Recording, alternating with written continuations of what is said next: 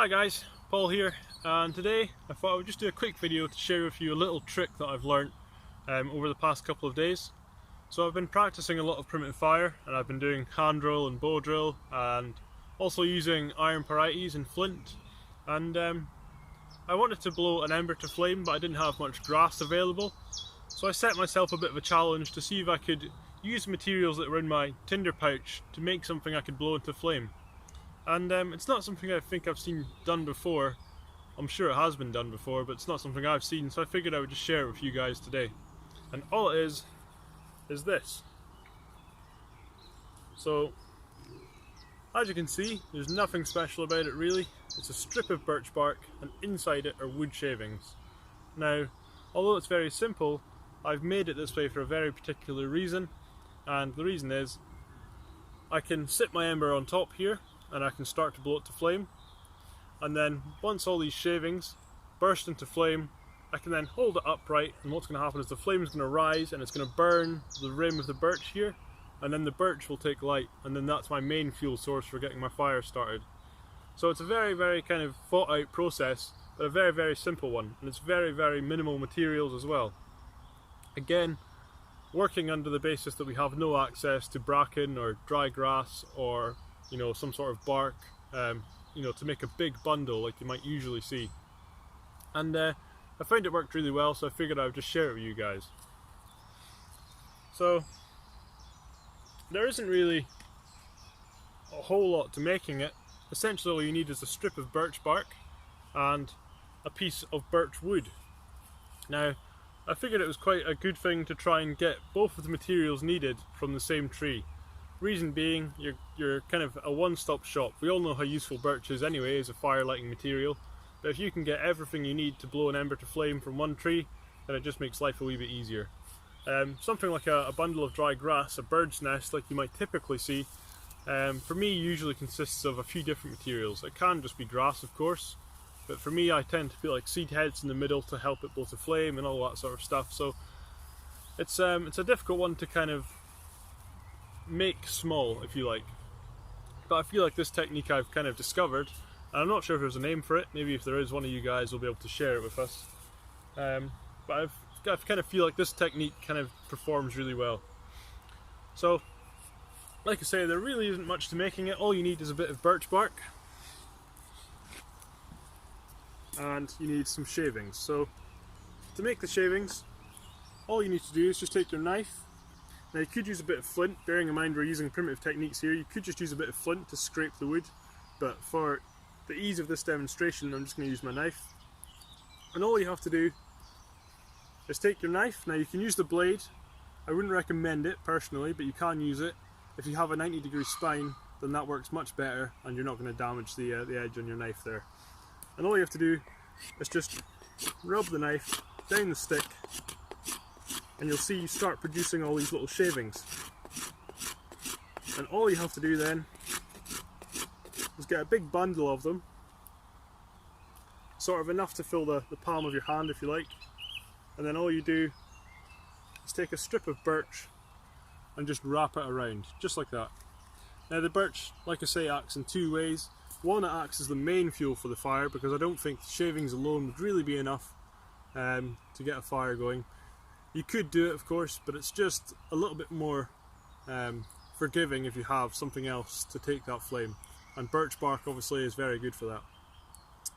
The birch bark also allows you to kind of handle the bundle. So you can see I've got kind of like a tab end here.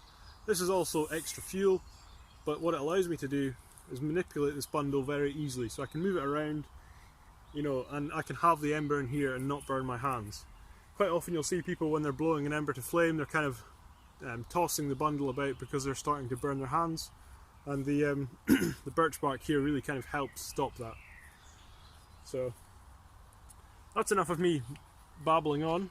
I'll try and give you a bit of a demonstration just now. Like I say, the whole idea here is that you can do this using primitive techniques, and the whole idea again is to use an ember as opposed to a ferro rod or any sort of modern day ignition source. So I'll see if I can get an ember here using my flint and pyrite. Now for those of you that haven't seen this before, this is just a natural piece of iron parites, and this is a piece of flint. And what happens is you hit the two together, and the flint knocks off bits of the iron varieties and creates sparks. And those sparks we need to catch, and we catch them using a material called amadou, which is the trauma layer from a horseshoe fungus. And then we can use that ember to blow a bundle into flame. So I'll see if I can get an ember here and see if we can make this technique work. I've done it a few times now and I've had pretty good success. It seems to work really well. Like I say, it's not something I've seen before. I'm sure it's been done before, of course. Everything has. But it's not very common, so I figured it was worth sharing. And if you guys have any suggestions or ways to make it better, then please share them in the comments and stuff. And if you have any like references to a technique that's similar, then please share that as well, because like I say, it's not something I've seen before. Okay, so you can see we've got our amadou there. Now I've done a video on amadou and collecting and processing it and using iron pyrite to light it in the past, so I'll put a link to that in the comments if you want to go and watch it. All we have to do now is take our iron pyrite and our flint and try and get a spark to land in this fine pile of fibres, and hopefully we can build an ember from there that we can use in our birch bark and our wood shavings. So I'm just going to start sparking into this to try and get an ember.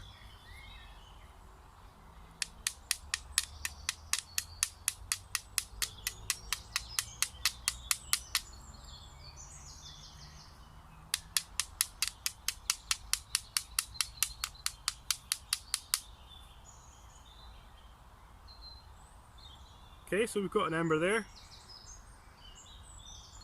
Just need to give it a bit of more fuel and give it some air. Now, one of the things I really love about this technique is that it's very calm. It doesn't really require any force or anything like that. It's a very calm technique, and it's more about the understanding of the materials than it is brute force. And I enjoy that about it. It's quite an elegant way of producing an ember. Now there's absolutely no rush at this stage, so you can see we've got an ember there, and what I've done is kind of cover it over. I've not smothered it, I've not pushed the amadou down, it's still quite airy in there. And I'm just using my hand to kind of push some air into the bundle as well. What's going to happen is the smoke you're seeing here is going to get more and more, and eventually you'll see the pile turn black, and what will happen is all the amadou will coagulate, stick together, and then that will allow us then to transfer it onto our little tinder bundle over there and see if we can get that to work. So like I say, there's no rush at this stage.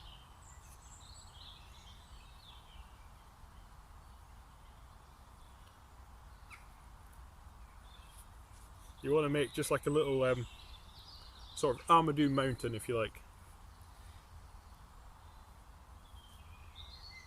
It's got a beautiful smell and helps keep the insects away as well, I've noticed.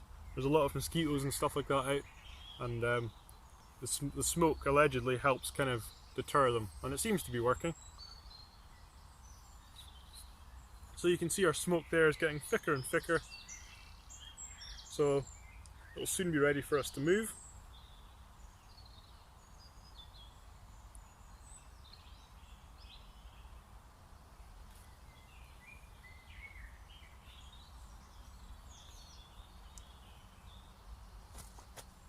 So you can see the outside here starting to go black, and that's kind of what we're looking for. When it starts to go black and stick together, then we know it's ready to use.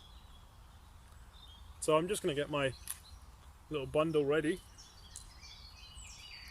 and all you have to do, I find, if you kind of poke some excess out the top, you can sit the ember on there, and if you have any extra shavings you can sit them on top of that as well, but they're not really necessary.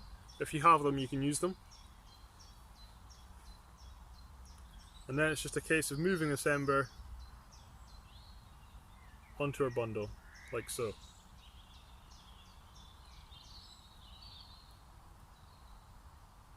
Now I'm going to let this build a wee bit more. You can see it's starting to char, but it's not quite there yet, so I'm just going to give it a wee minute longer. And I'll use some of these shavings just to sit on top, just to act like extra fuel as well. They'll hold the ember in place as we blow on it. So I'm just going to sit them on there. Just like that. And that's it. That's our bundle ready, and it'll be ready to blow into flame in just a couple of seconds.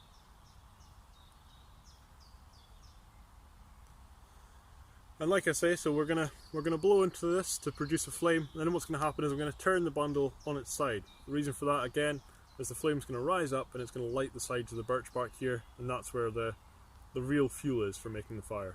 So we'll see if we can blow this into flame now, and the proof is in the pudding, like they say.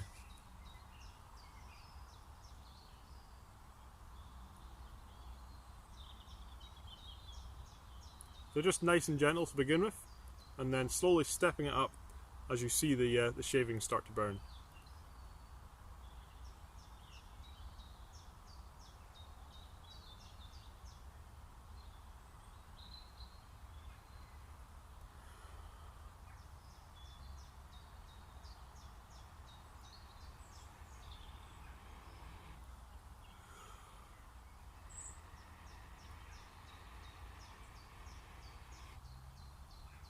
Okay, now I'm going to tip it on its side in order to get the birch bark to go into flame.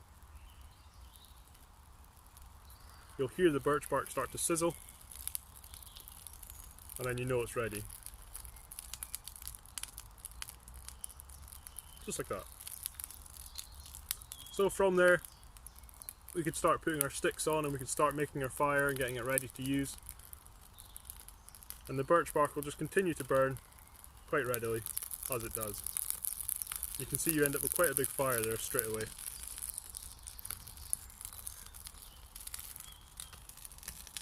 Okay. So, just a little bit of a useful trick that I've discovered, and I figured it was worth sharing because, like I say, it's not something I've seen before. If you guys have anything to add to it, any ideas to improve it, then please let me know, or if you've seen any links to stuff that's similar, again let me know. I hope you've enjoyed this video, and I'll catch you all again soon.